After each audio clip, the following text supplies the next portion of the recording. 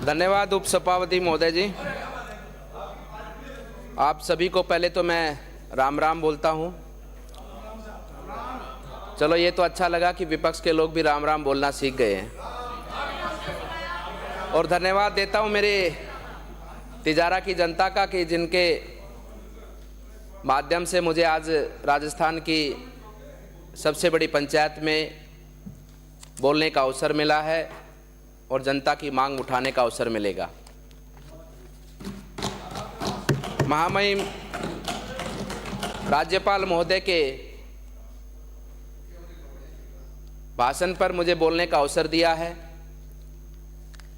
और महामहिम ने जो अपने वक्तव्य में कहा, उस वक्तव्य के माध्यम से आने वाले 5 वर्षों में जो हमारी सरकार राजस्थान की जनता ने चुनकर भेजी है, एक बहुमत, बड़े बहुमत के साथ में, यह सरकार आने वाले 5 वर्षों में उन सभी आयामों को प्राप्त करते हुए राजस्थान की जनता को एक सुखद जीवन का अनुभव कराएंगी। और निश्चित रूप से जिस प्रकार से इस सदन के अंदर कहा गया कि यह चुनाव माननीय प्रधानमंत्री जी श्री नरेंद्र मोदी जी के नाम पर लड़ा है, हम आपको बताना चाहते हैं कि निश्चित रूप से लड़ा है। और दुनिया के एकमात्र नेता ऐसे हैं जिनके नाम से केवल विधानसभा, लोकसभा ही नहीं, अपितु वार्ड पंच का चुनाव भी उनके नाम से लड़ा जाता और जीता जाता है। ये दुनिया के एकमात्र नेता माननीय प्रधानमंत्री जी हैं। और आज हमें ये गर्व है हमारे माननीय प्रधानमंत्री जी पर, हमारी पार्टी पर, हमारी विचारधारा पर, कि राजस्थान की जनता ने जो पिछले 5 साल भ्रष्टाचार, गुंडाराज, महिलाओं के साथ में अपराध, शोषण, महिलाओं के साथ में बलात्कार, और मैं तो कहना चाहूँगा कि ये सरकार तो थी ही नहीं। जो पिछले 5 साल जो सरकार थी वो कोई जनता के मैंडेट की सरकार नहीं थी, वो पूर्ण रूप से बहुमत प्राप्त सरकार नहीं थी, वो जोड़ तोड़ की सरकार थी, रिश्वत पर चलने वाली सरकार थी, क्योंकि उसने विधायकों को खरीद कर सरकार चलाई थी। जो खुद खरीद कर चलती हो वो सरकार राजस्थान प्रदेश को कैसे चला सकती है। उस सरकार ने जिस प्रकार से भ्रष्टाचार पूरे प्रदेश में किया, राजस्थान के अंदर जिस प्रकार से गुंडागर्दी बढ़ी, सरेआम बलात्कार की घटनाएं हमें नित्य रोज सुनने को मिलती थी और राजस्थान में अशांति का माहौल था, उसी से त्रस्त आकर राजस्थान की जनता ने उस सरकार को मुक्ति का रास्ता दिखाकर भारतीय जनता पार्टी की सरकार यहां पर बनाई है। और ये भारतीय जनता पार्टी की सरकार वचनबद्ध है राजस्थान की जनता के प्रति।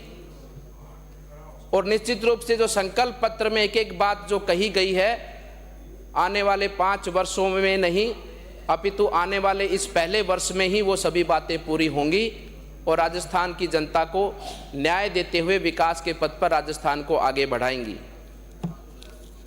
मैं कहना चाहता हूं कि पिछले 5 वर्षों में जिस तरह से सरकार चली, इस सदन में कई बार मुझे सुनने को मिला कि ये पर्ची की सरकार है। मैं आपको बता देना चाहता हूं, ये पर्ची की नहीं, ये सौभाग्य के हमारे कार्यकर्ता हैं जो एक छोटे से गांव में रहते हैं, कार्यकर्ता के रूप में काम करते करते यहाँ तक पहुँचते हैं। और ये लोकतांत्रिक व्यवस्था से चलने वाली पार्टी है जो किसी भी कार्यकर्ता को ऐसा अवसर देती है कि उसको मुख्यमंत्री राजस्थान का बनाती है। ये विपक्ष की सरकार जो पिछले 5 वर्ष में रही वो वैसी सरकार नहीं है कि जिसके अंदर जिसके नेता जो आज सड़क पर हैं उनकी जी हुजूरी करे, उनके वहाँ पर मिन्नतें करें और जो ज़्यादा जितना चढ़ावा देकर आएगा वो उतना बड़ा पद पाएगा। ऐसी परंपरा भारतीय जनता पार्टी की सरकारों में या भारतीय जनता पार्टी के अंदर नहीं है। हम जानते हैं और पूरे राजस्थान की प्रदेश की जनता जानती है कि आपने किस प्रकार से पिछले 5 वर्ष सरकार चलाई है। विधायकों की खरीद फरोख्त के बहुत से आरोप हमें सुनने को मिले हैं। हमने सुना है लोगों से कि जिस प्रकार से प्रलोभन देकर जो सरकार चली हो, रिश्वत देकर जो सरकार चली हो, वो रिश्वत कैसे न खाए। हमने तो आज़ाद भारत के अंदर, इस स्वतंत्र देश के अंदर जन्म लिया है और कांग्रेस के बारे में सुना है कि कांग्रेस की कुंडली ही भ्रष्टाचार से बनी है।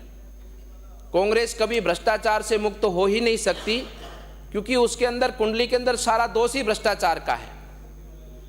और जिस प्रकार से आपने पिछले 5 वर्ष भ्रष्टाचार किया, चाहे वो पोषाहार का मामला हो, चाहे आपने 5 वर्षों के अंदर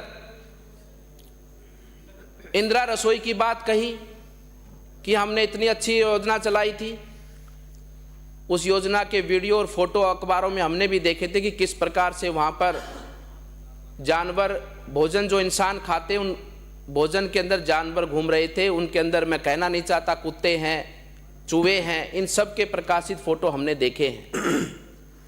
आपने आगे चलकर चुनाव के प्रलोभन के माध्यम से राशन किट की योजना चलाई, उसके अंदर भी हमने अखबारों के माध्यम से जाना है कि किस प्रकार से उसके अंदर भी आपने मिलावट कर कर राजस्थान की जनता को एक दूषित राशन खिलाने का आपने प्रयास किया। मैं सीधे शब्दों में कहना चाहता हूं कि योजनाएं जो कांग्रेस बनाती है, योजनाएं आज से तो देश में बनी नहीं है। आज़ादी के बाद से अनेकों योजनाएं बनती आई देश में, लेकिन कांग्रेस ने सदैव जो योजनाएं बनाई, वो केवल उन योजनाओं के माध्यम से कैसे वो पैसा खा सकते हैं, योजनाएं नहीं। इन लोगों ने तो भ्रष्टाचार करो योजनाएं बनाई हैं कि कैसे योजनाएं बनाए और उन योजनाओं के माध्यम से कैसे पैसा खाया जा सकता है। राशन किट के अंदर भी बहुत बड़ा घोटाला हुआ। उसी के साथ में आगे चलते हुए राजीव गांधी युवा मित्र, हम तो खाएं, हमारे कार्यकर्ता भी खाएं, उनको भी कैसे खिलाया जा सकता है।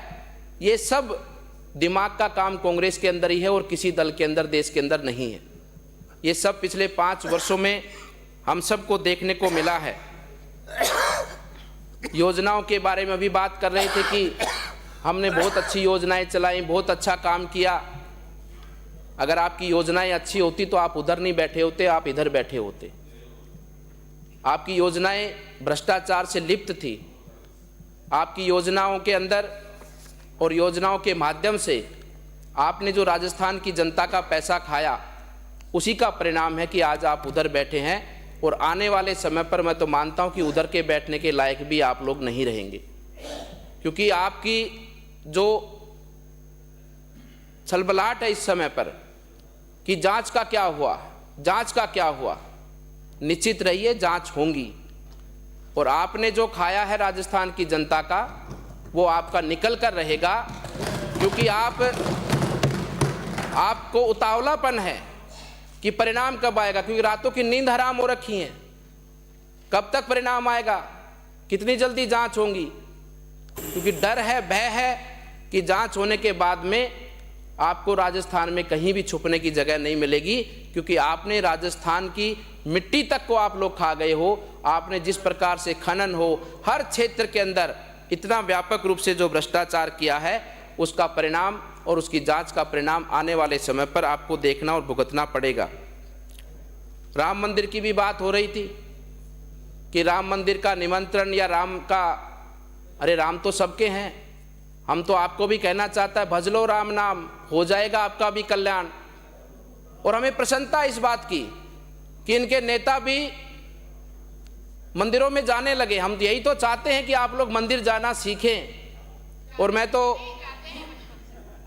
नहीं, अब तो फोटो डालने लगे हैं, बताने लगे हैं मंदिर के बाहर, जानबूझ के नाटक करते कि मुझे मंदिर में प्रवेश नहीं करने दिया जा रहा, दिखा के जाने लगे। काफी प्रमाण है इस बात के। तो हम तो चाहते हैं कि सभी जाएं, संस्कारों को सीखें और अपनी देश की परंपराओं को, देश के लोगों के कार्य को आगे बढ़ाने का कार्य करें, ना कि उसमें भ्रष्टाचार कर देश को लूटने का काम करें। मैं कहना चाहता हूं सदन के माध्यम से हमारे माननीय मुख्यमंत्री जी को भी कि विपक्ष के लोगों को एक बार जरूर राम मंदिर दर्शन के लिए ले जाना चाहिए। देखेंगे कि कौन से में कितनी भक्ति है। कोई दिल्ली से पूछेगा या बिना पूछे ही गाड़ी में बैठकर राम मंदिर जाएगा, ये भी पता स्पष्ट लग जाएगा राजस्थान की जनता को। मैं कहना चाहता हूं कि मैं अभी अध्यक्ष जी थोड़ा सा समय तो और समय साहब पहली बार बोला, समय सीमा मैं कहना चाहता हूं कि इस आने वाले समय के अंदर ये आपको भी अनुभूति होगी कि राजस्थान विकास के पथ पर बहुत ही अच्छी गति से आगे बढ़ेगा। लेकिन जिस प्रकार से आपने राजस्थान की जनता के साथ जो धोखा किया है, उस धोखे का भी, आपने जो भ्रष्टाचार किया है उस भ्रष्टाचार के परिणामों को भी राजस्थान देखेगा। आपने राजस्थान के लोगों का जो पैसा तुष्टीकरण की राजनीति के माध्यम से जिस प्रकार से लोगों को बांटा है, किसी के साथ भी जो बुरा होता है, हम बुरा करने वाले के पक्षधर नहीं है, लेकिन आपने तुष्टीकरण की राजनीति का जो पराकाष्ठा की है, एक व्यक्ति संप्रदाय विशेष का कोई किसी हादसे में मारा जाता है तो राजस्थान की कमाई का पैसा उसको इस प्रकार से लुटाया जाता है कि जैसे वो इनके परिवार का सदस्य हो। आपने जिस प्रकार से विधायकों पर जो पैसा लुटाया है, ये राजस्थान की जनता की कमाई का पैसा था और निश्चित रूप से ये पैसा ये सरकार, वर्तमान की सरकार निकालेगी और आपके किए की सज़ा जो राजस्थान के लोगों को आपने जो इस दुख के मोड़ पर लाकर छोड़ा है, राजस्थान को जिस प्रकार से आपने इस बर्बादी के कागार पर लाकर छोड़ा है, उससे राहत देने की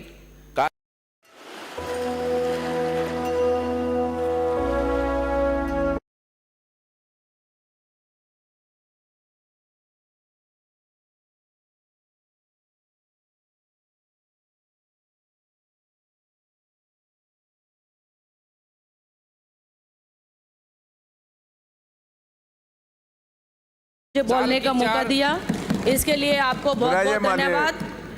आज सभापति महोदय जी, मेरा समय स्टार्ट हो चुका है, मैं बोलूंगी इस पे। माननीय सदस्य को बोलिए बैठिए अपनी सीट पे। अधिक बुलवा लिया।